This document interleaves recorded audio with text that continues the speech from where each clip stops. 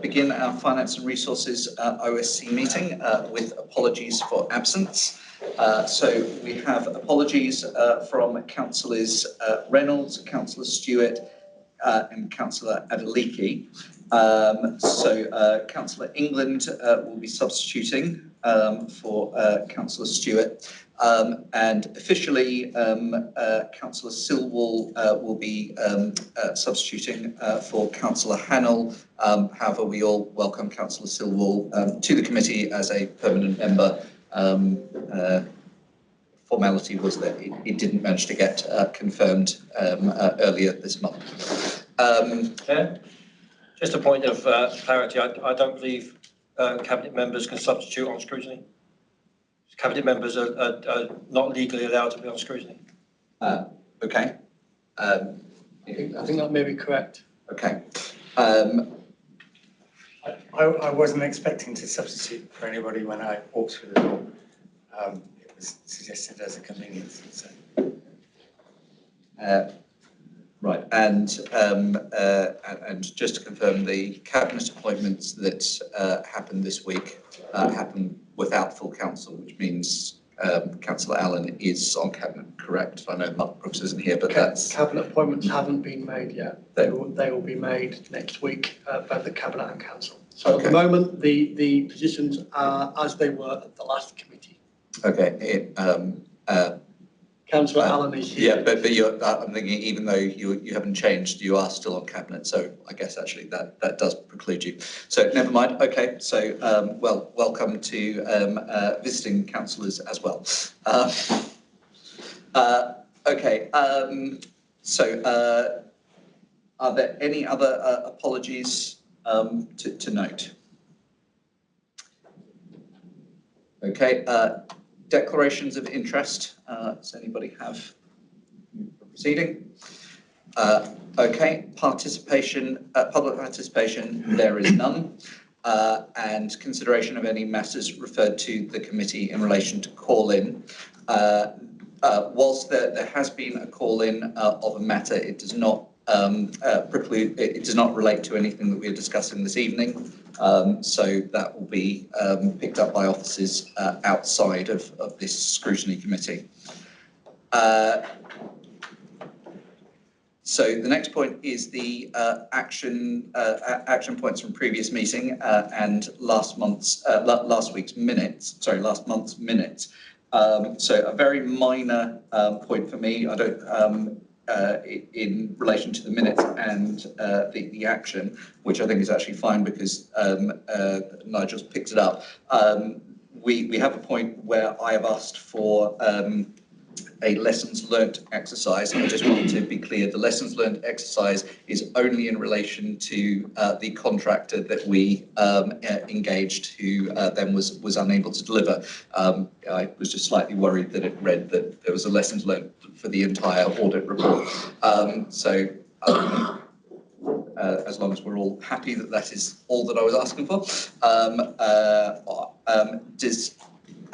Does any other members of the committee have any concerns with the minutes or the action points carried forward? Councillor Elliott, just to point out that there was a response to your action point from two councils, from two scrutiny committees ago. So checking if you are happy with that response. We're always happy with Nigel's responses. Yes, okay. They were excellent. Thank you. Okay, so we can remove that from the action point for next time. Okay, so moving on to business of this evening. Now, I have suggested that we actually change the order. We only have 2 items, but to discuss them. But I felt it was best to discuss the Dacorum Investment Partnership first, and we'll move on to the medium-term financial strategy afterwards. So, with that, I would like to welcome Matt to the committee, and the floor is all yours. So let me just give an initial summary in place of Catherine, who's out of the office at the moment. This committee had an update report on what we call the Strategic Asset Review in July in the outline programme of work. One of those pieces of work was the Devo project. which has led to various different outcomes, one of which is the Dacorum investment partnership concept. I'm not going to say anything else because Matt will take you through on that process to where we are now and what is being recommended to Cabinet next week. And we're looking for this scrutiny group to review feedback on the proposals that are a part of that report. Over to you, Matt. Great, thank you, Nigel. So, hi everybody. So I'm Matt Angus. I work in the Strategic Housing Investment and Regeneration team. Obviously, you have the paper. I have probably about 10-minute presentation, if that's okay, just to sort of talk you through the proposals and why we've got to where we are, and ultimately the recommendation which we're hoping to take to Cabinet next week. So the agenda for this, I'll talk you through the context and the strategic drivers, which obviously is the strategic asset review and the DEVO, which Nigel just described. An overview of what an investment partnership is, why we're looking to establish one, talking about the benefits and risks of that, which we're looking to mitigate, obviously, the soft market testing which we've carried out, proposed structure and governance, our competitive selection process, the budget ask, and then the timeline that we are working towards. So the purpose of the briefing, as I say, is to update you following the July generic update on the strategic asset review. Since then, we've been working to prepare the Cabinet paper and understand the opportunity to establish the investment partnership. We are going to Cabinet on the 14th of October, where we'll be seeking approval to establish an investment partnership under a structure which is highlighted in the paper, and I will touch on in this presentation.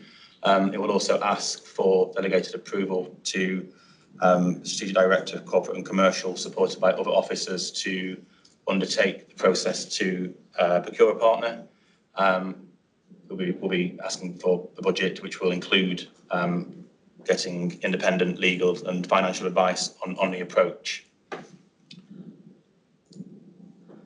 So this context then, so this has emerged as part of the overall strategic asset review. So the strategic asset review work streams are predominantly concerned with the what in terms of sites and pipeline of potential development activity. The DEVO was the how. So how can we deliver on those aspirations? So these are the key objectives of the review, and that's now concluded, the DEVO project, and that concluded with a recommendation to establish an investment partnership. So not as the only way of delivering on the objectives, but as part of a framework. So it's felt that the investment partnership could unlock progress on development, but is closely aligned to the strategic objectives. So, as I say, the investment partnership is part of a wider framework. It won't be, the IP would not have exclusivity to Dacorum's future potential development. So it's definitely considered as part of that wider framework, and we are acknowledging that it could still be benefits of continuing direct delivery in-house in certain circumstances. However, as we'll note further on, the financial challenges on the HRA do make that quite a heavy constraint. Land disposal as an option as part of the framework, although that obviously gives limited ability to kind of take the lead in placemaking and define what that will be. And then we also looked at the possibility of setting up a wholly owned company. At this time, that was felt not to be the correct time due to current market conditions, but at some point that could be helpful in terms of potentially acquiring developed homes and commercial development from the investment partnership. So that will be kept under review. So these are the objectives for the investment partnership, and these are the same objectives of the wider strategic asset review, really, which were approved at Cabinet in June 2023. So the purpose of setting up the investment partnership is around those three key themes. So obviously increasing affordable housing supply and other appropriate tenures across the borough, delivering wider regeneration and placemaking, particularly in Hemel Hempstead town centre and other key neighbourhood sites, and to secure long-term additional income streams to the council's general fund in particular. So probably about time to ask the question, what is an investment partnership, and how that differs to other models that are probably more traditional. So an investment partnership is a medium to long-term arrangement between a local authority and a private sector developer. There are also examples of some housing associations, some LPs doing the same. The difference between an IP and a traditional joint venture is that a JV would go out to market on a specific red line with specific objectives and would invite bids on those specific proposals. An IP is more flexible than that, and it's around getting a development partner on board early to establish the most viable and opportune sites to deliver as part of that partnership. So it's getting the private expertise in earlier. Because it's not a specific procurement for goods, works and services, the competitive exercise is different, which we'll come on to later. And it takes a programme approach to sites. So as I say, rather than specifying individual sites, that will be looked at in conjunction with the partner to specify the pipeline. So why are we proposing this, and why don't we just carry on as we are? So the main reason really for this is to do with the council's strategic objectives as part of the SAR. So they involve a significant scaling up on what's previously been delivered quite successfully by the in-house housing development delivery team. So we're looking at more strategic development, we're looking at town centre regeneration, more complex developments, including some commercial. So that is a change to what's currently taking place. Also HRA capacity as well. So the HRA can't continue to sustain the subsidy for development with the same level of affordable housing, particularly with the aspiration to deliver more social rent or Dacorum affordable rent. That's just doesn't have the capacity to do that. So we need to look at different models to support that. So that's why not continue delivering in-house, but why the IP rather than procuring site-specific JVs. So there are many examples of successful joint ventures where local authorities have delivered on specific objectives with the private sector. However, it's felt as part of the review that the opportunity missed on those is as I mentioned, to get the partner on board early and make sure that we can define the objectives in that partnership. So it's essentially getting a lot of the work done with the support of the market expertise, rather than the council doing that up front and having to specify precisely what the opportunities are, and there being very little flexibility in terms of how bidders come to bid on the opportunity. So it's really about using the market expertise earlier under less prescriptive contractual obligations, really. So there are benefits and there are obviously challenges and risks as with anything. So these are summarised by category. So in terms of establishing the pipeline, the benefit, as mentioned, is that pipeline is developed in conjunction with the private sector partner. So it allows us to leverage their expertise early on.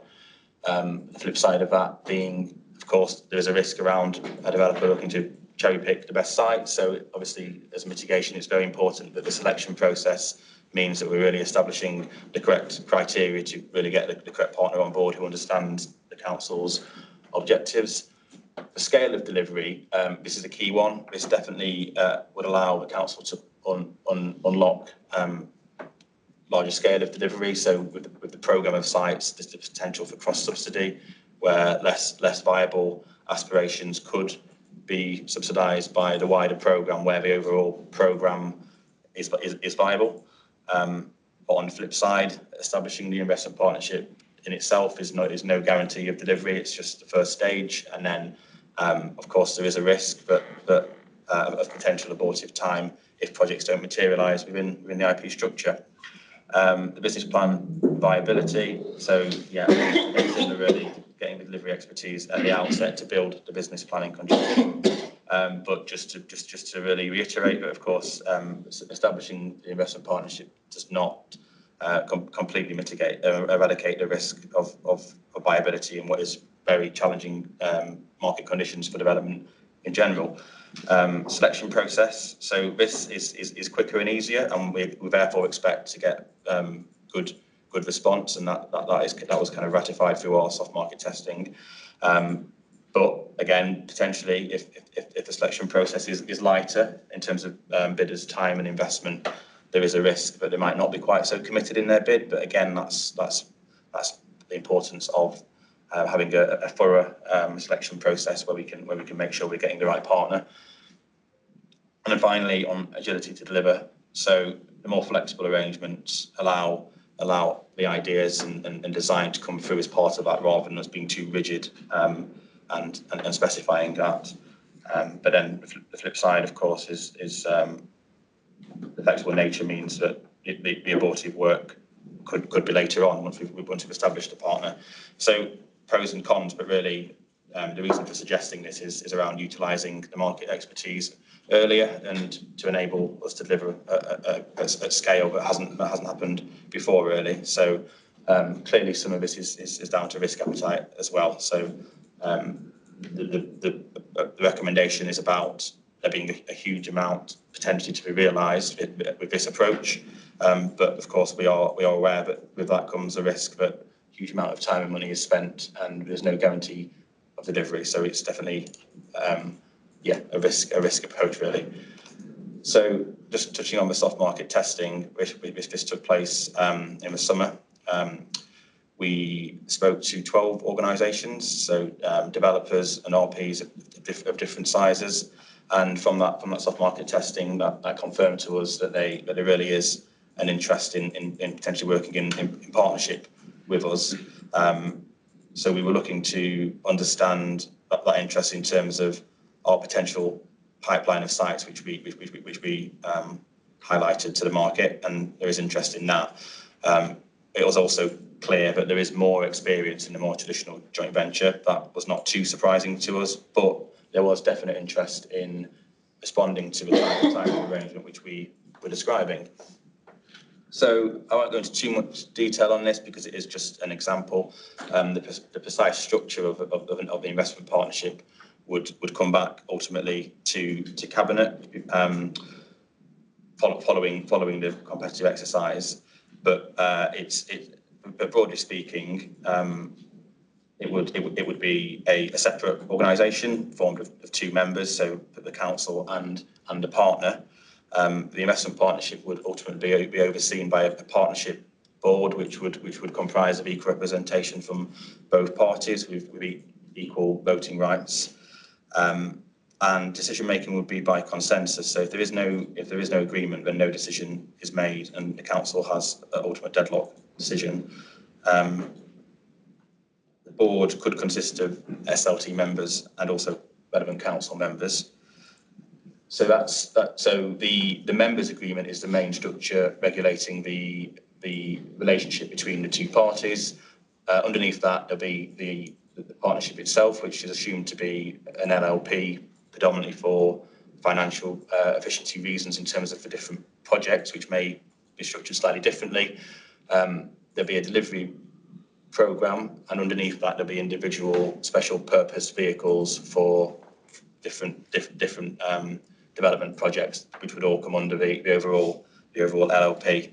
So it's also suggested that there would be a scheme of delegation to allow the IP to make its own decisions and operate efficiently to respond to opportunities. But as part of the model, at the point land would be disposed from the council, that would still follow the current council procedures. So that wouldn't be part of obviously the IP. The council retains a decision for disposing of its land at that point that happens.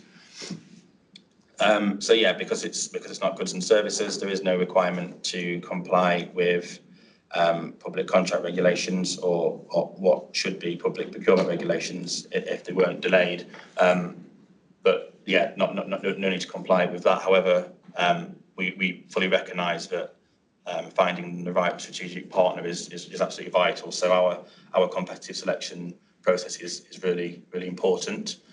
But that selection process will be around finding the right partner, the right fit, rather than bidding on specific sites. So we'll be interested in their experience of working in partnership, and that they understand and share the strategic objectives and values. And the final structure after the competitive exercise process will make its way ultimately back to Cabinet at the end of the process. So at this stage, in the paper, and the paper which is also obviously going to, hopefully, to Cabinet, is requesting 230,000 for costs associated with preparing the competitive exercise and procuring a partner and establishing the LLP. And all of that cost incurred prior to the IP's creation will be at the council's liability. There will be further costs once the LLP is established, associated with individual projects, individual site feasibilities, but the expectation is that these costs are shared between the council and the partner. So at this point, there's an advantage in terms of getting the partner to be jointly funding those. So the actual cost of that is a large range depending on the amount of sites and the complexity, but we're estimating somewhere in the range of 200 to 400,000, and that's dependent on the number and complexity of sites. Those costs will ultimately come out of the individual development appraisals that go forward. So, and they will be netted off as per the agreed structure and governance. And finally, then is the timetable. So as I said, we're looking to go to Cabinet on the 14th. If approved there, the consultants will be appointed in November, and then we're preparing the competitive exercise and all the documentation in line with that advice, and looking to run the competitive exercise in the spring of next year, ultimately looking to go back with all the detail of that process to Cabinet in June of 2025. So yeah, just some potential further reading. So this is still quite a new thing in terms of investment partnership. We wouldn't be the first. There are some examples there which I will include in the slides if I can send them out. And that was all. Thank you very much. Thank you very much, Matt. Let's look around. Any questions from the floor? Councillor Elliott. Matt, thank you for that. LLP, Limited Liability Partnership. In my life, it's been really where accountants and lawyers have basically looking to limit their liability away from joint and several liability. Who will actually be on this board? Will it be individual councillors, individual members of the council? So they will actually be liable for certain aspects of this. So you're right, in terms of board members have liability. In terms of what that board looks like and who is in there, that's part of the consultancy advice that we'll be gaining in terms of legal and tax advice around what the governance looks like and what that board. It will be a 50-50 makeup of ourselves and the partner or partners that form the investment partnership. And they would have to make sure they go through that. We already have that in place as an organisation with some of the groups that we have. So, for instance, we have a shareholder on Hart Building Control, who equally has liability. That's Catherine Silver-Donari at the moment, and that has to be insured against as well. Okay. Funding. How will this be funded? How will you buy the land? How will you fund the building of the houses?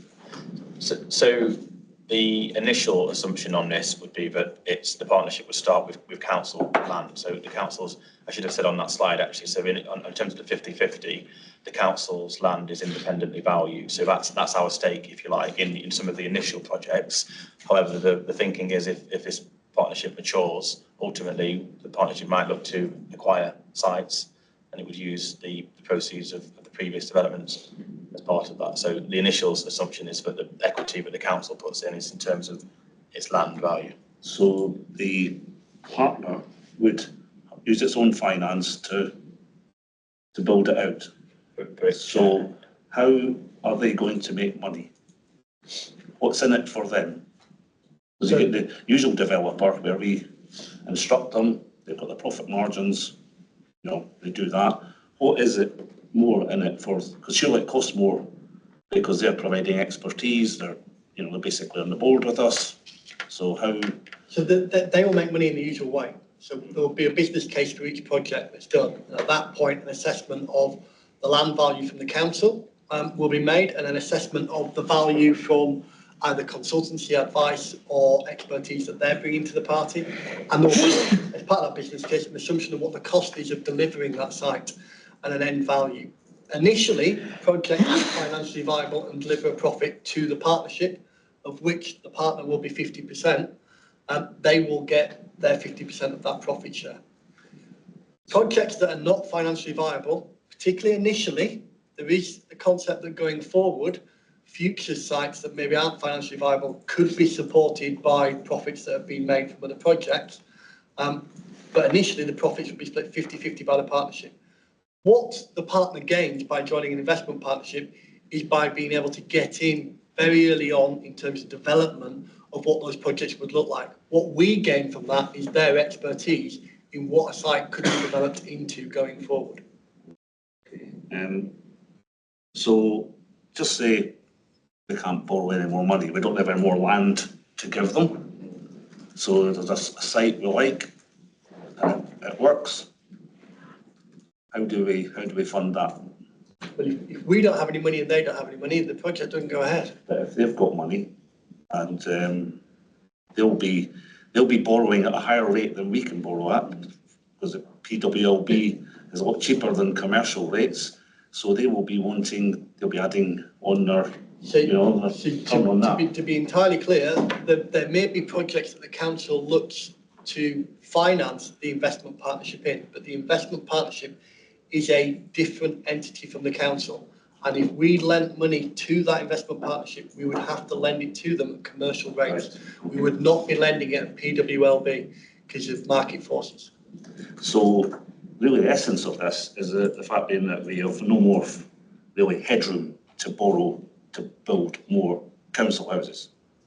Is that? The essence is that we want to see what we could achieve with our land and our potential pipeline over the next 10 to 20 years, and bringing in the expertise of a third party will hopefully help unlock that. As we're all aware around this table, current financial situation means that future developments are very difficult to get off the ground because they're not financially viable given current build costs and borrowing costs. By bringing in an expert who might be able to, from the infancy, drive what the most profitable concept is, that will hopefully mean that more projects get off the ground. At the present, as Mark alluded to at the beginning, we're assessing sites and they're more and more unviable when we're leading them through direct delivery. This is around changing the delivery model to try and see if we can tap into an expertise that shows us a more viable way of delivering these sites.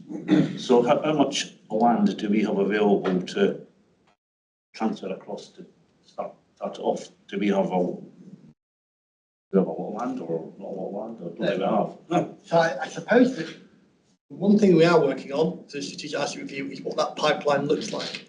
There are 2 or 3 key sites that could start off the investment partnership, but as the strategic asset review continues and the review of garage sites, neighbourhood sites and the commercial property portfolio, there's potential for more sites to become available for different investment proposals. So the idea is that this portfolio would work for a long period of time and this partner would add value to the short and medium and long term delivery that we want to deliver. So say we're building 50 houses and it's a joint, maybe not this, we've got 50-50. Where does the profit for them come from? Where does the PI get the profit? Because we're not as if we're selling the houses and they're going to someone else. To be clear, the likelihood is, although it's still not confirmed, this entity would build and sell. The council may choose to purchase some of the assets from the investment partnership, but from the soft market testing and the dozen or so organisations we spoke to, the vast majority, if not all of them, would be looking to build and sell those assets on. We may purchase some of those, be it affordable housing, private sector rental, be it commercial units, but at this moment in time, the entity would be building, selling on and making a profit from that development. Because years ago, we were looking at the old civic site, remember that? Yeah. That would be probably one of your prime sites to look at. That would be one of the initial sites as part of that pipeline. Benchmarking, you mentioned it's quite a young sort of proposal. Yeah. Do we have any successes that we can look at? We do. So we've looked at, in particular, examples both in Cambridge City, South Cambridgeshire and Harlow. They've been very generous in their time speaking to us. They are probably the best known examples of delivery in this model. There are others, but they're the ones that we've mainly been kind of learning from, and we understand their structure, their successes and some of their challenges and lessons learned, really. So yeah, they're the main three we've been looking at. So they've been completed. Do you have transparency on how much has been made, etc.? So we can look at this and say, right, okay, this is how this works. The Cambridge model's been working for several years, Right. and has developed several thousand houses, I think, by now. Across Cambridge. There are different dynamics between Cambridgeshire and Dacorum, but it is a model that works from a governance perspective, and it's worked in terms of making profit for reinvestment. Got a few other councillors wanting to come in. So Councillor Deacon. Yeah, hi. This is my only second meeting in this committee, so do apologise for this silly question. Am I right in thinking, as it's a finance committee, our decision is it £230,000 well spent? And if so, I know we're not a business, but especially as you've used an example in Cambridge, wouldn't it have been, or is it possible to give us if it goes well, a likely return on that 230, what it could provide based on what Cambridge has done? So in terms of the Cambridge model, they've reinvested all profits that they've made into future sites. Yeah. They're in excess of £100 million of investment in the portfolio. From our perspective, we've got those three main strategic objectives. The first one is around delivering more homes, more houses and more development, and enabling that as quickly as possible. We feel this is a vehicle that will help us unlock where we're at the moment in terms of sites not being viable. Do I think we will make millions of pounds of revenue from this proposal initially at this point in time? Not in the short term or the medium term, but maybe in the longer term. We will only proceed with projects that have a business case that stands up for scrutiny and delivers a profit. So from that perspective, there's no exclusivity. We could have a discussion with a partner over one site for many months and then decide at the end of it, no, we don't think that's the right approach, and go elsewhere and deliver that in a different way. So I think we have to start to walk before we run in terms of talking about future profitability. It's now about trying to unlock some of the sites we have and make them happen. Okay. Thank you. Councillor Guest. Thank you, Chairman. And how will the financial health of potential partners be robustly tested to ensure that they're unlikely to go bust? We will complete our usual financial due diligence with this entity, and it will be part of the selection process and part of the criteria for that selection process as well. It is unlikely, given the nature of what we want to do and the ambition of the council, that the partner is going to be a particularly small entity. So from that perspective, we're able to garner more information on their financial performance, both historical and current.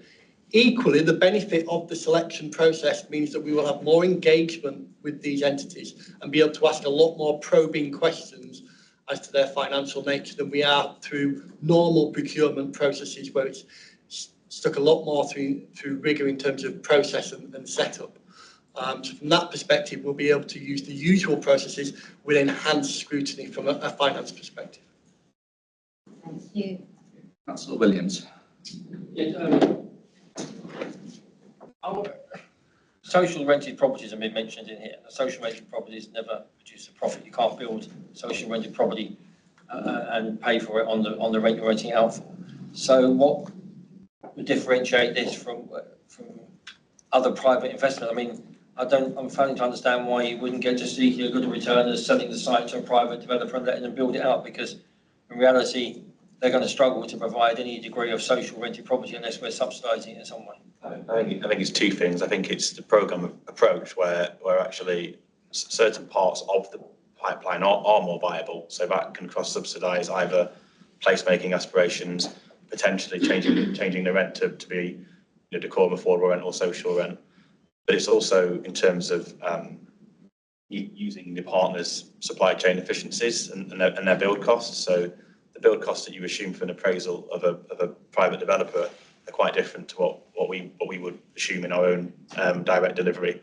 Experience tells us that there are efficiencies. So the appraisal benefits from that in the both on the actual cost itself, but the appraisal benefits from providing the programme and the pipeline of the programme, which is informed by the developer as well. So they're the two parts where we think there are efficiencies which can help the viability. But I think we have to be clear when we don't think it's a silver bullet to suddenly change the whole macroeconomic conditions. We don't expect in this particular time, but all of a sudden all of the developments are suddenly viable at social rent. That won't be the case, but we do think that it provides more of an opportunity to cross-subsidise and get efficiencies in costs. Do we think any of them will require social rent? Or are we kidding ourselves that we can provide social rent property through this model?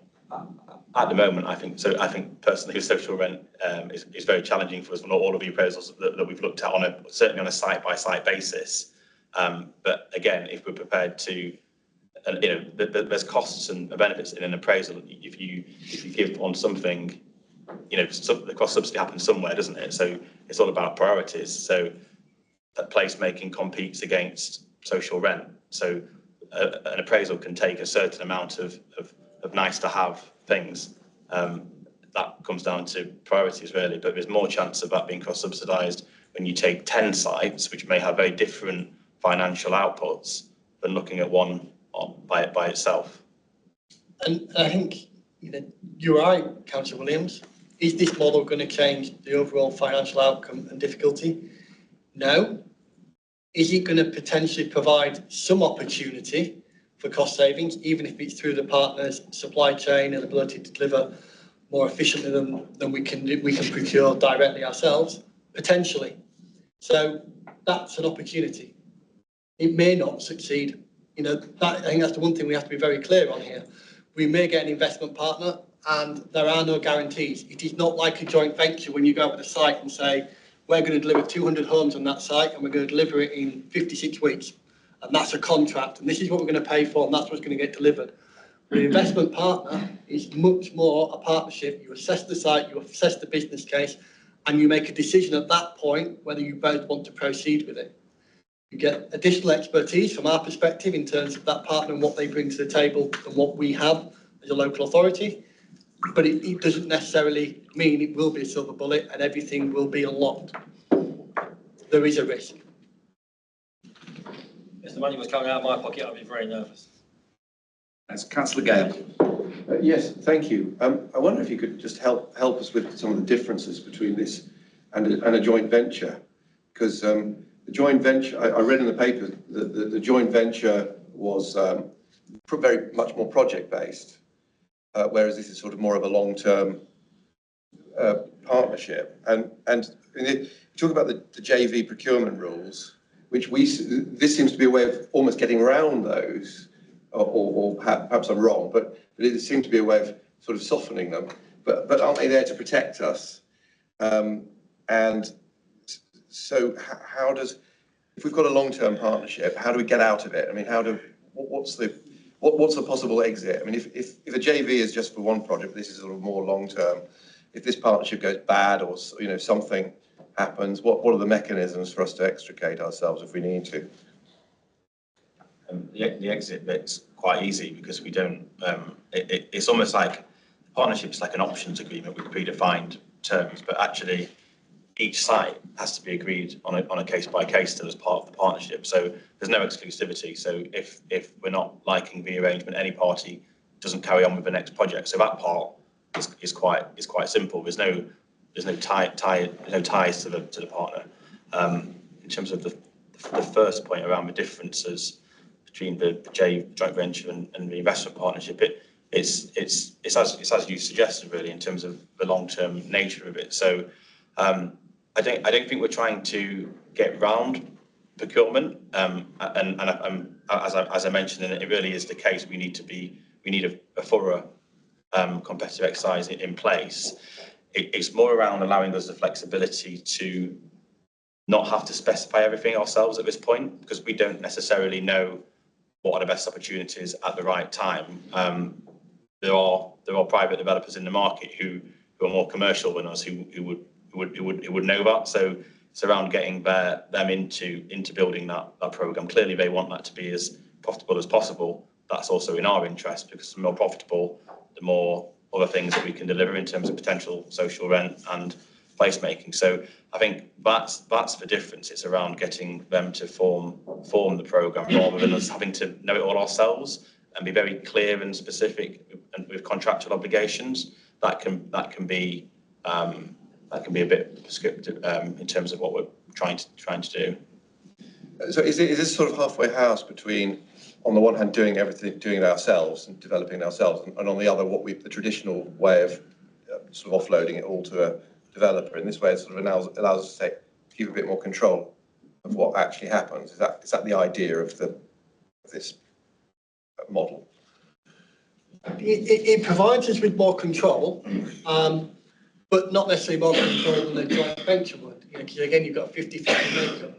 The difference is where it provides more control is with a joint venture. You might go to a joint venture with 2 sites to build out, and then 6 months in, go site 30 over there is actually better, and then have to go through a whole 12-month, 18-month procurement process to change it in terms of where you're at. Whereas with the investment partner, you can assess multiple options at once and decide, depending on market forces or availability, which option you go with at different times.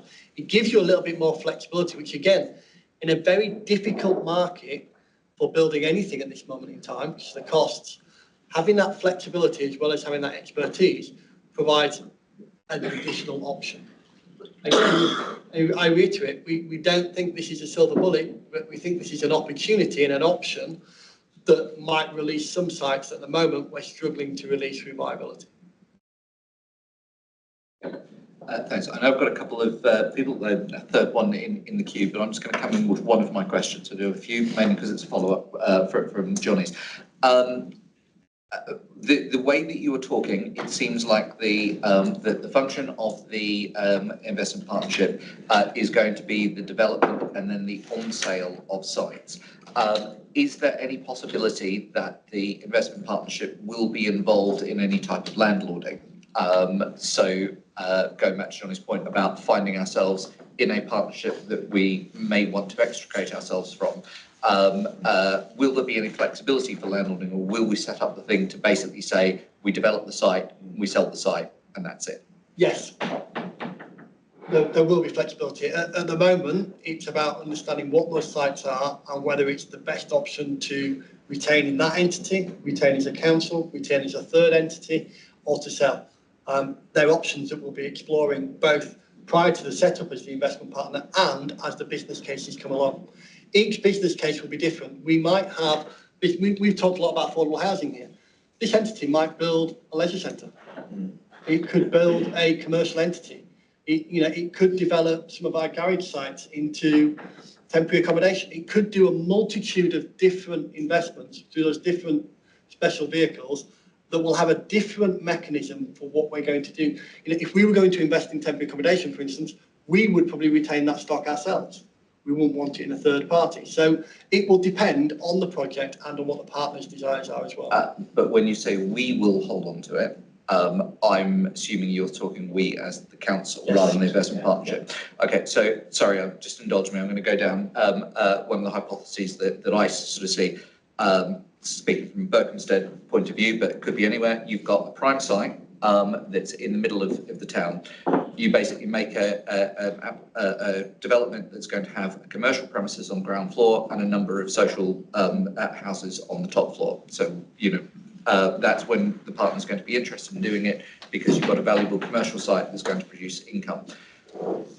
Would we set this up so that once that is built, somebody else would buy the commercial site and therefore have the rental part of it, or would we preclude? Would we absolutely preclude the investment partnership from being the landlord of that site, no matter how commercially viable it could be in the future? It would depend on the site of the business case at the time.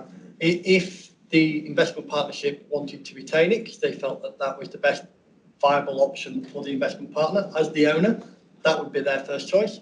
The likelihood in that scenario is that the social rented housing would be purchased by either ourselves or a registered provider, and the commercial property unit, dependent on the business case for it, would be procured by somebody, maybe the council as part of the commercial portfolio, maybe a third entity, or maybe the investment partner.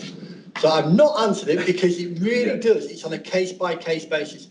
It is going to be a commercial entity that will make commercial decisions over what it wants to do. Okay, right, you have actually answered what I wanted. Hopefully Johnny's finished that. So I'll just make my main point on that before we go on. I will come back.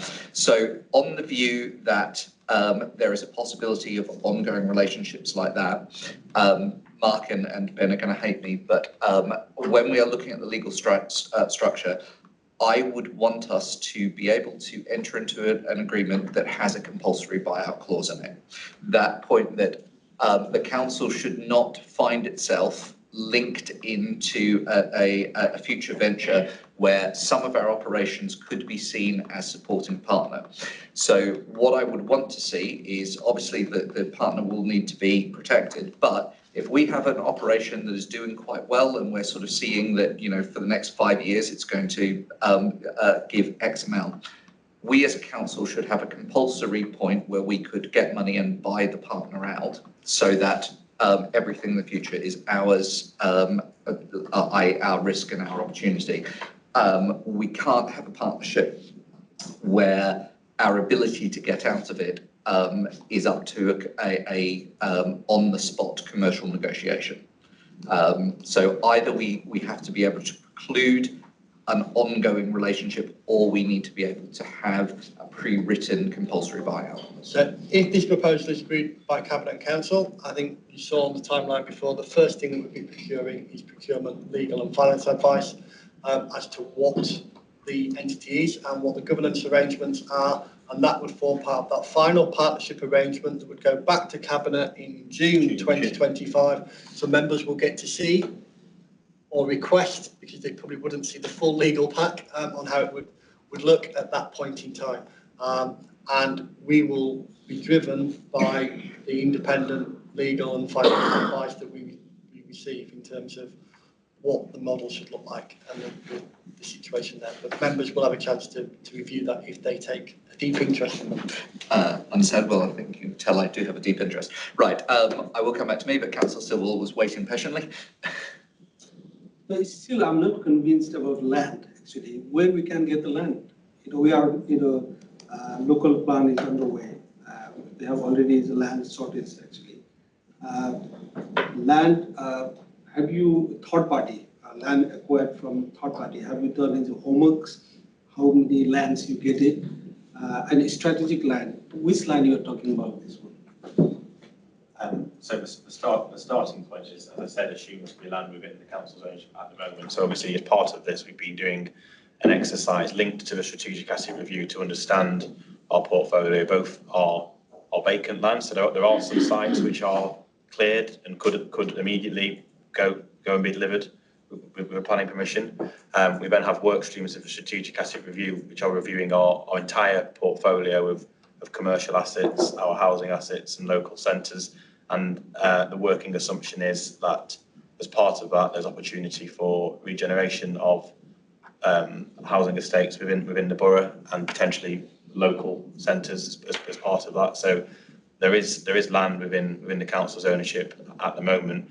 In terms of the strategic land and beyond the initial pipeline, we haven't looked at that because that's not the kind of initial phase, and that will change by then. So we're not looking at the moment for which sites the council could look to acquire. That would be part of the partnership's business plan strategy, but it wouldn't be envisaged as being part of the first phase, which would be about delivering the initial opportunities.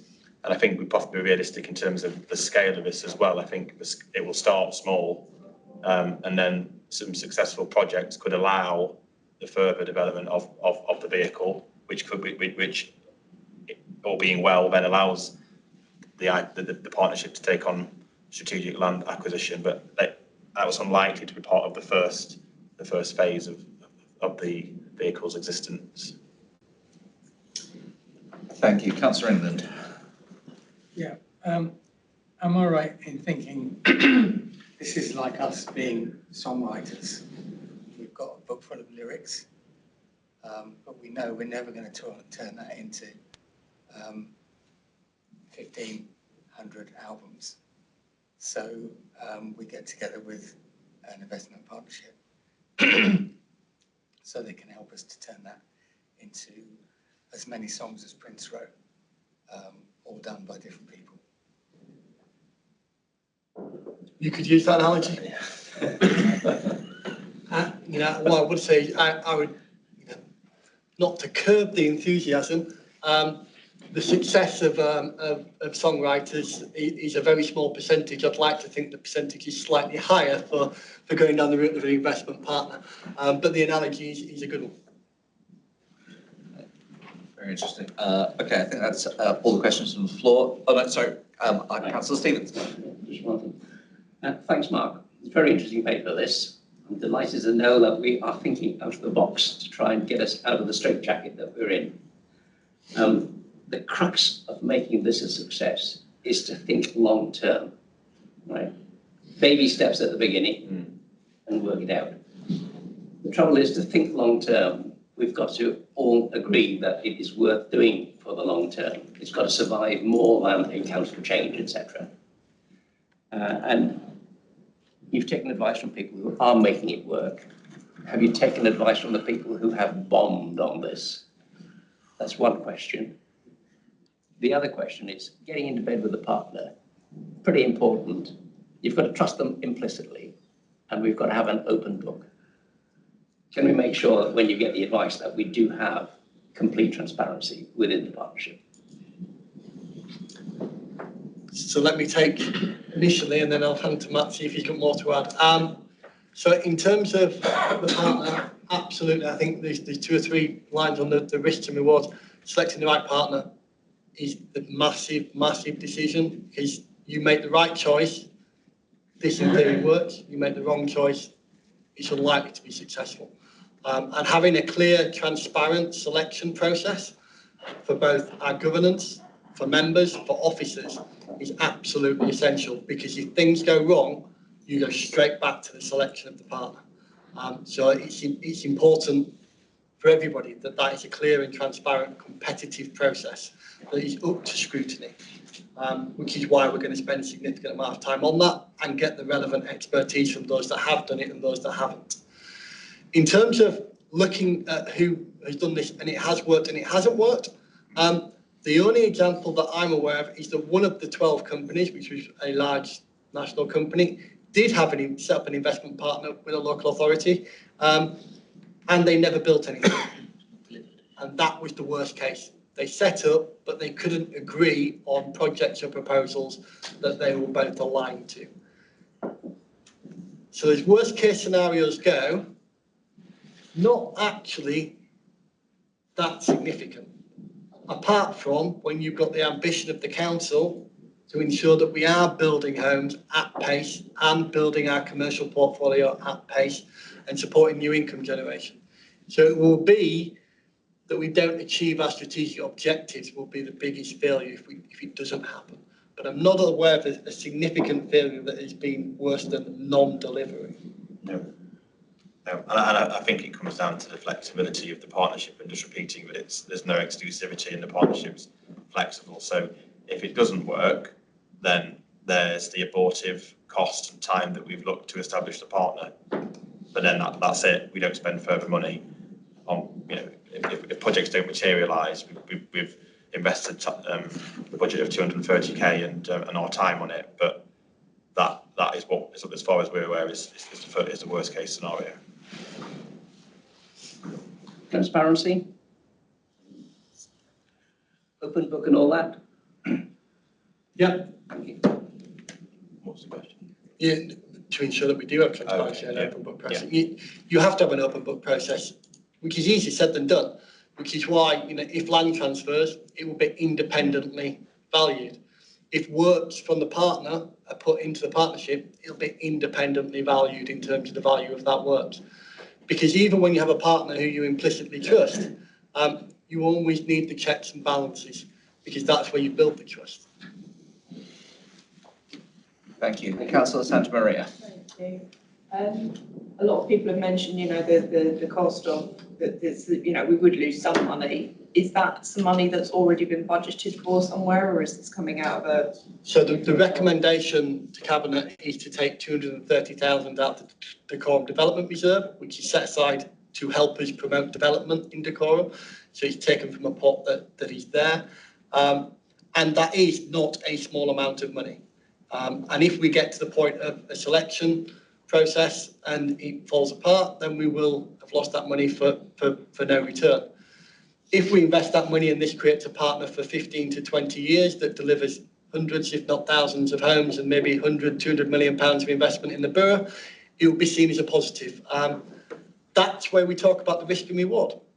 So from that perspective, can we afford the £230,000? Yes, we have the money available in reserves.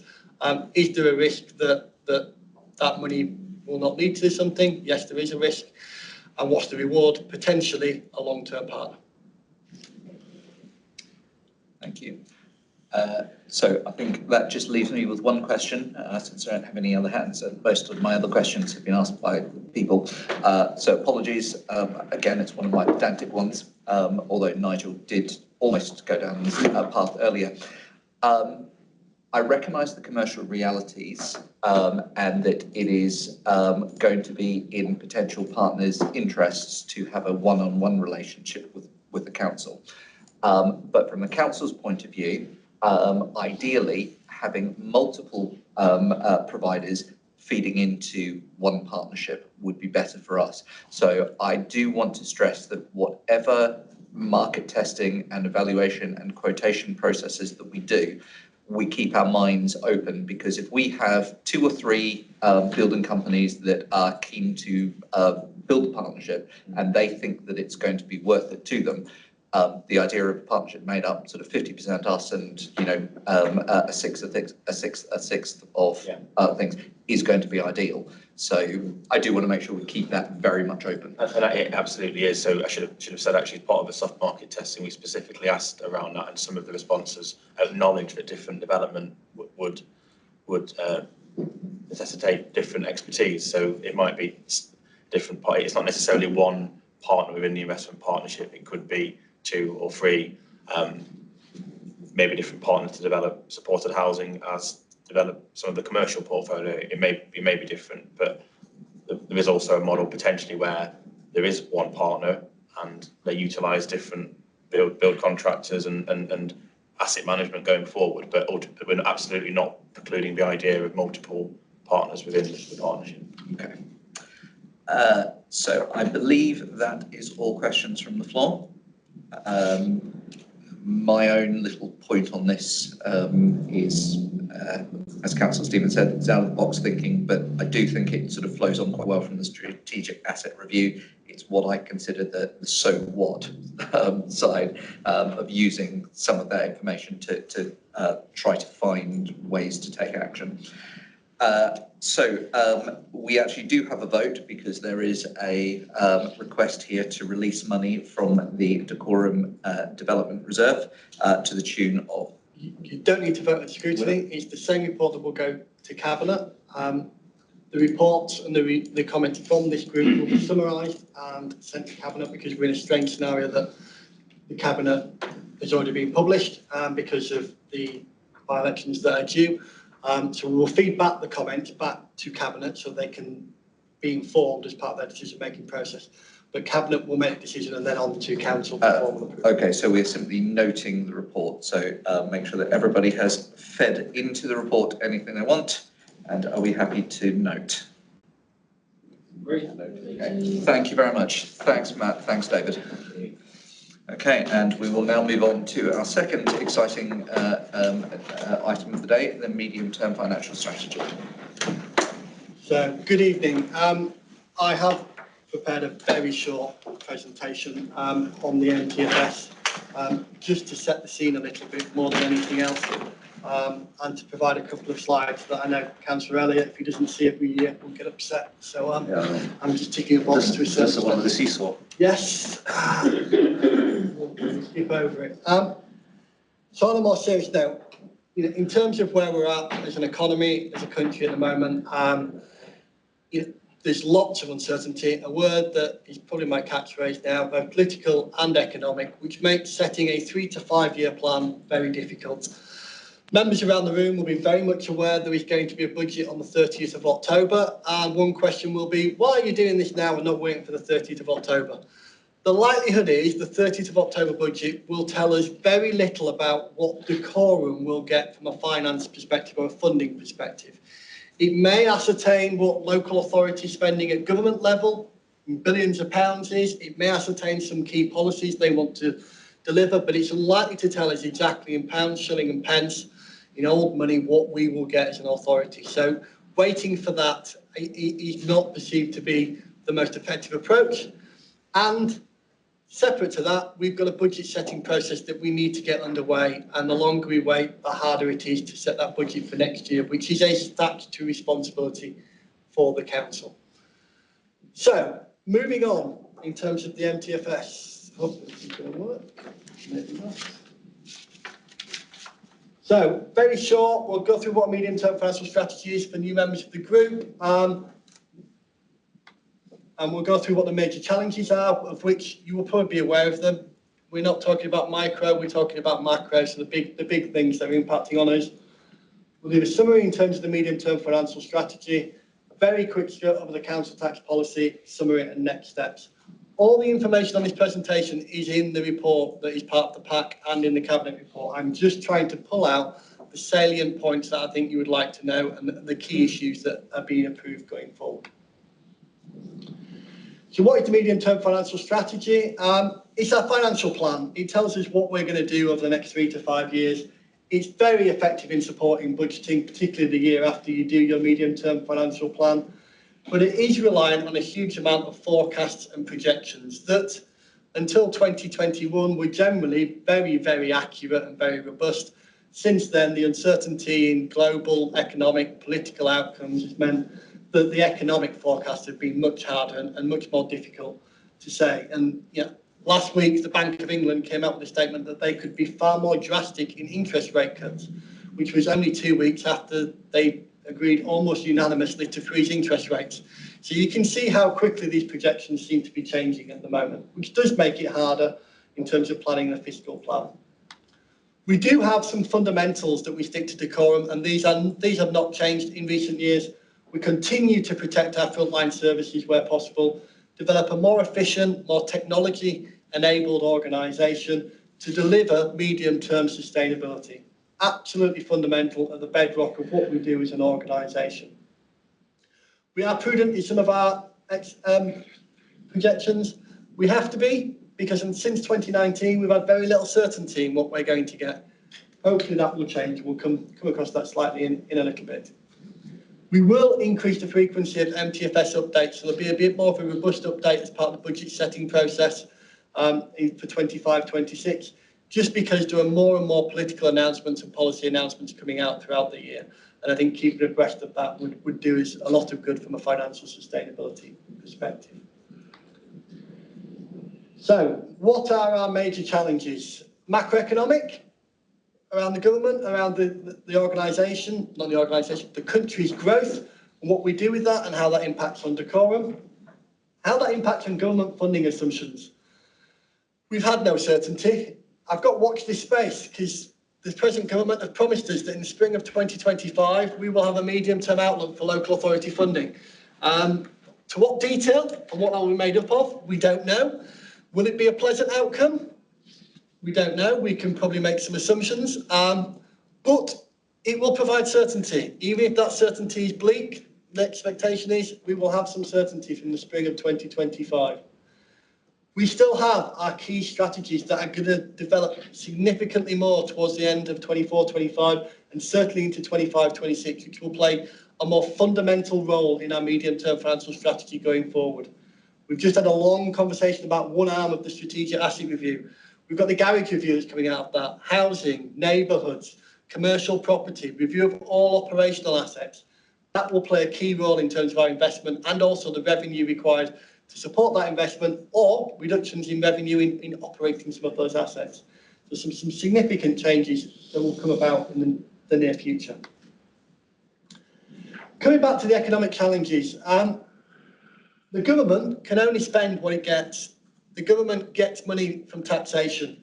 As this graph shows, there's been very little growth in the UK economy. The scale of that graph actually makes it look bigger than it is. When we say we're getting less than 1% growth in any quarter over 6 quarter periods, that means taxation isn't increasing significantly. So, a phrase you've probably heard a lot until the last few weeks, when a little bit of a political change of direction: no new money. We are not expecting new money to be coming into particularly district authorities, but probably not into the local authority sector. The government is going to be looking at how it can reallocate the funds it has to support health and social care. Unfortunately, 2 responsibilities we don't have, or you could look at it positively, given the economic issue that does bring with it. This is kind of a modern day graph of doom. It just shows the 57% reduction in local authority funding over a 10-year period, which shows why we've constantly had to deliver efficiencies at this point in time. At the same point in time, inflation has been going up year on year. Spend's going up, income coming down.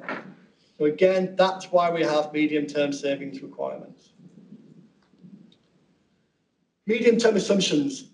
No real significant changes apart from some slight increases in return business rates growth for 25-26, which is linked to us being in the Hearts pool arrangements for 24-25.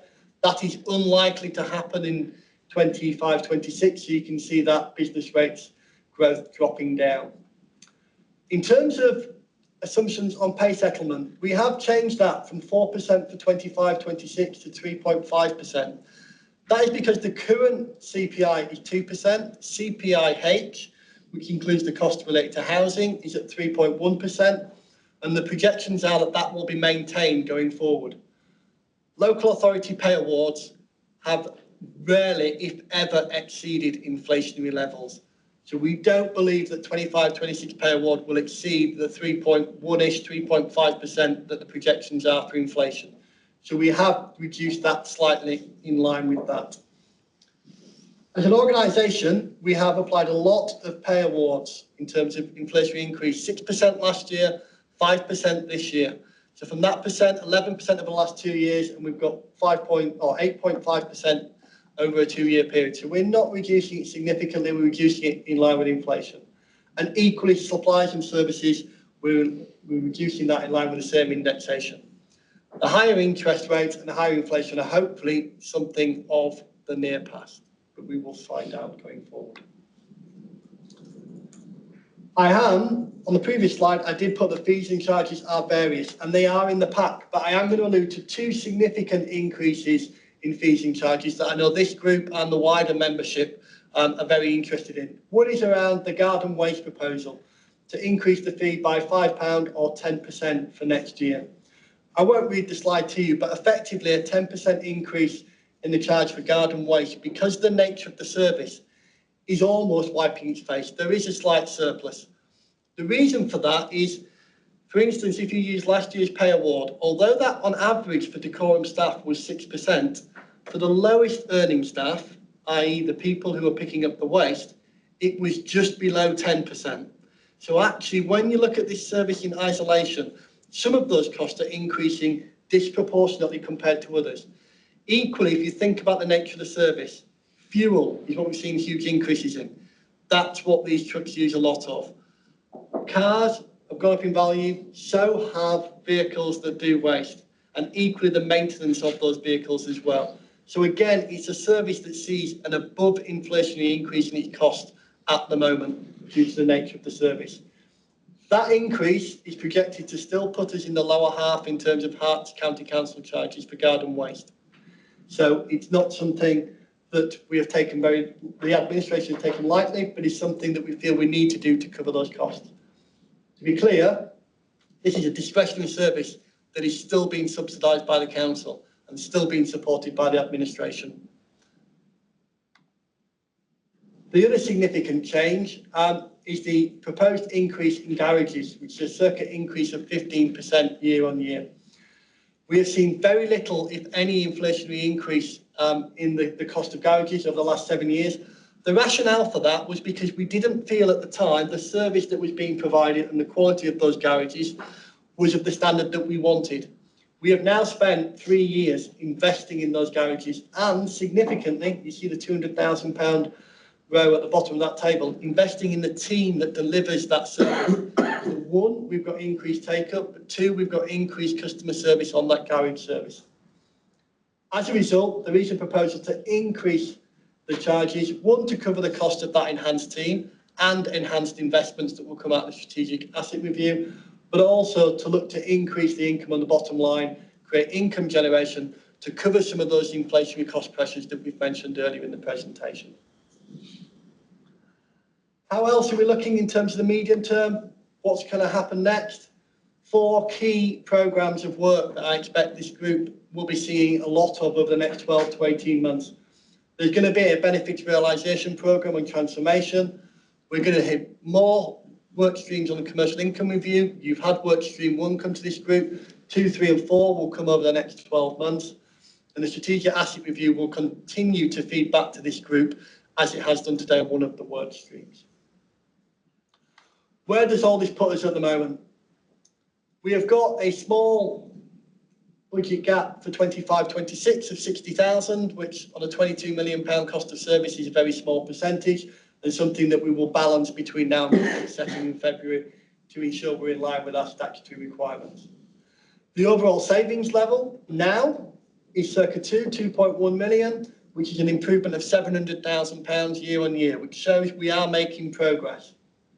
But there is a big savings gap for 26-27 and there is a lot of work still to do, particularly as we will have more certainty going forward in terms of government funding and policy. So again, we'll get more certainty over what that gap's going to be. And no doubt difficult decisions will have to be made by the council. In terms of council tax, we are assuming in the medium-term financial strategy that we will continue with the maximum permissible amount of 2.99%. That is because government expects us to do that. When they assess how much funding they will give us, they assume that we are doing this. If we do not do that, we end up with a budget shortfall and not something that we could afford. As you can see, 98% of districts increased by the maximum in 24-25. And the expectation is that that will carry on into this year. Will the new government change council tax? We don't know. It's often been put in the too difficult to tackle box. We've now got a new government. We will find out hopefully in the next 6 months what their plans are for that, whether they have any plans for council tax. As we know, it is described as archaic by many. It has some historical references in terms of value of properties that could potentially be reviewed. There's lots of areas that the government could look at, or they could just put it back in the box of too difficult to deal with. So from that perspective, we will wait and see. It is circa 30% of our income there. So changes to that would potentially provide us with some additional options. So to summarise, reducing costs, that's what changing transformation is aiming to do. As part of that, the digital, the people element of that is looking at how we do it with our staff and how we do it with our customers. Increasing income. We've already labelled some of the areas where we're looking to increase income on garages and garden waste. We've obviously got other income reviews that we're doing over the future time. Use of reserves. We use one-off reserves where required to try and pump prime some ideas, investor saves as well, but also to deliver strategic objectives, like we're just talking about in investment partnerships. Invest in some of our reserves to try and deliver that longer strategic ambition in terms of increased housing growth. As always, we need to be sustainable in the medium term. We need to continue to protect our frontline services where possible and deliver the services that the members want to deliver to the residents. In summary, small gap for next year's budget still to be balanced, a bigger target over the medium term and future programmes of work and decisions that will need to be taken. And that was it. I promised I would be short and sweet. Just before I open things up to the floor, on your early slide where we were looking at about the next 4 years, we had council tax there with a 3.99%, and then later on you confirmed that it is still at 2.99%. So the 3.99% includes 1% increase in the council tax base, which is the number of homes we have in the borough, which for us is between 600 and 700 at the moment. Once we understand what the local plan direction is, we will review that in terms of the medium term. Over the last 3 years, on average, we have achieved 1%. Just out of COVID, it was lower. Last year, it was slightly higher. But on average, we have achieved a 1% growth in council tax base. Okay, that makes perfect sense, and I don't feel like such an idiot for asking it. There we go. Do we have questions on the floor? Councillor Guest. Thank you, Chairman. There are 2 questions. Probably best if I ask one and get an answer to that first, then ask the second one. The first question is, how much uncertainty is there in the expectation the government will provide a 1-year settlement this year?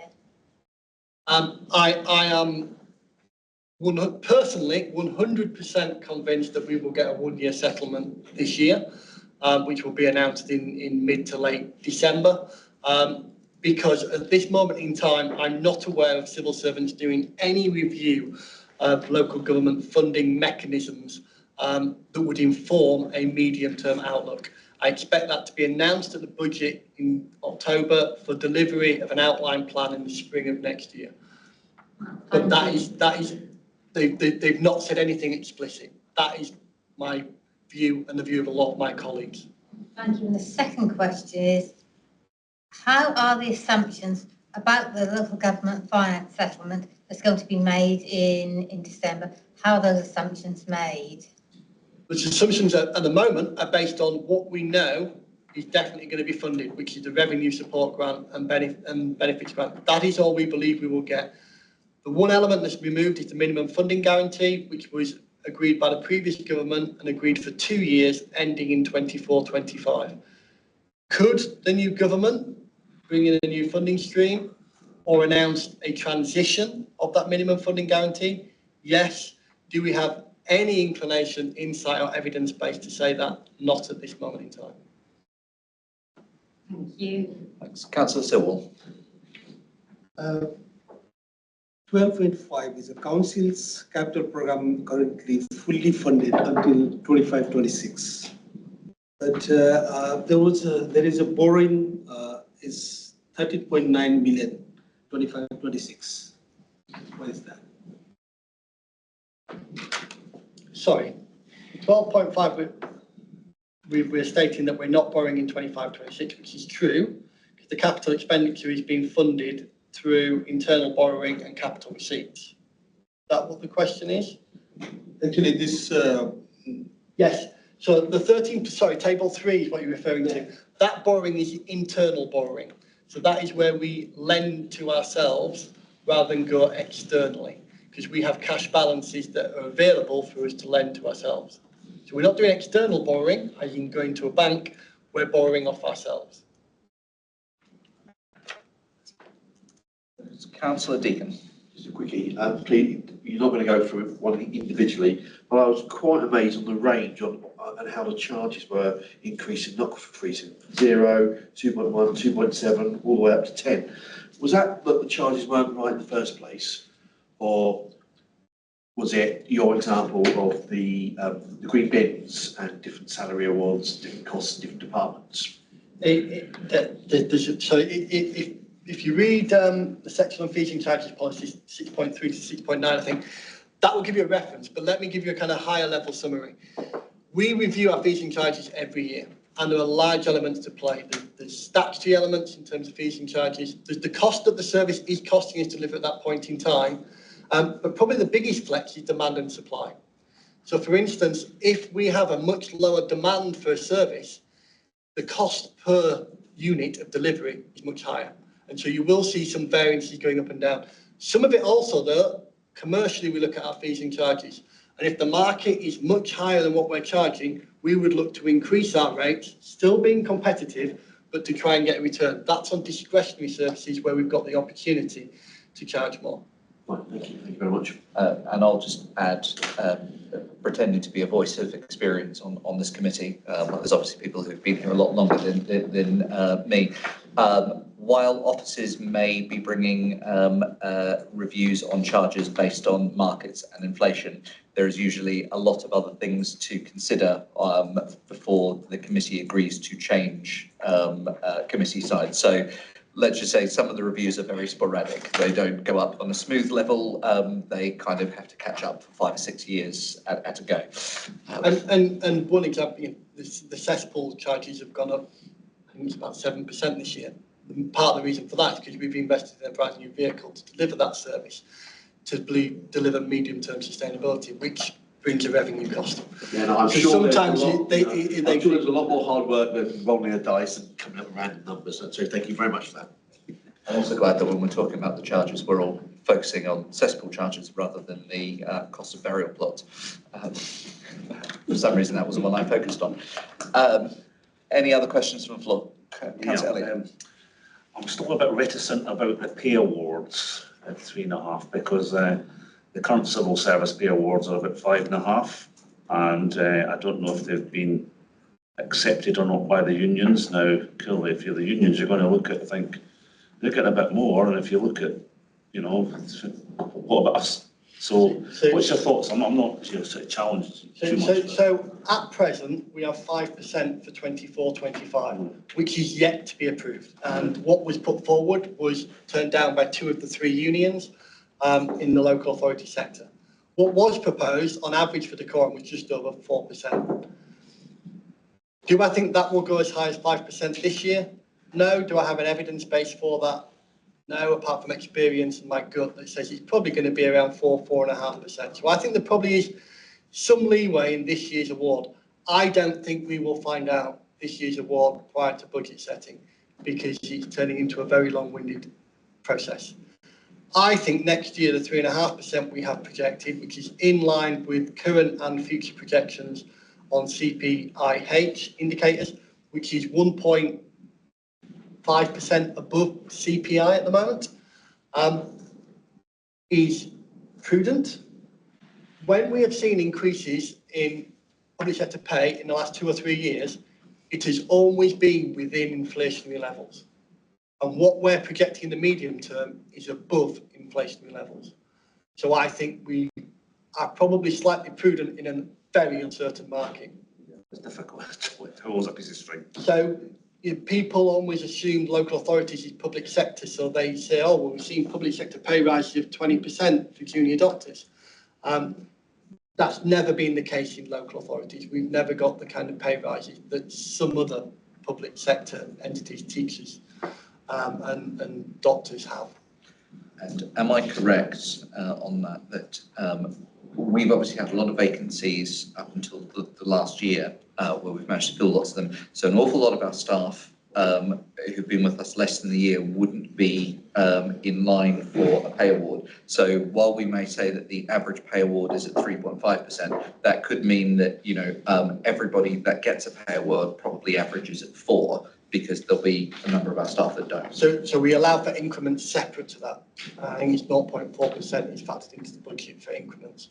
So that's a separate kind of figure in terms of that, because the inflation is purely around the inflationary increase. The increment is around taking those staff that will go up in an increment and get additional pay.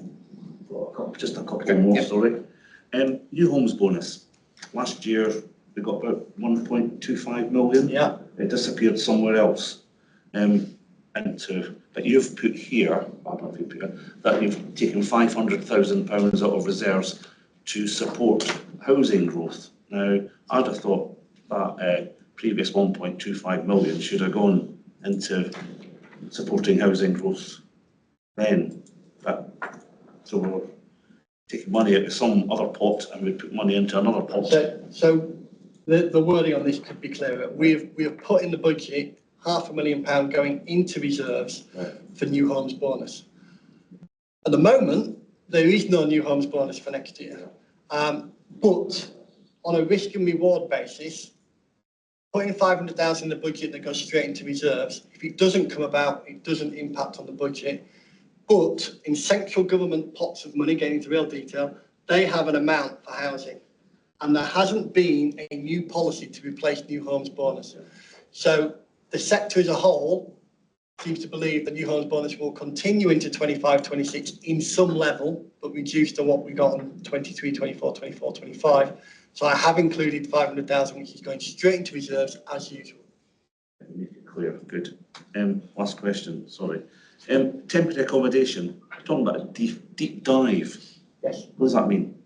So we are looking at demand and supply in terms of temporary accommodation, where we think the demand is going to come from over the next 3 to 4 years, what supply we have, how they marry up, what other organisations we could bring in to help us support that process, because we are now in a process, we're in a position for the first time as of 24-25, where we no longer have enough direct supply for temporary accommodation, and so we have had to utilise B&Bs and hotels for some of our temporary accommodation residents, which one is costly and two is not an ideal scenario for those individuals.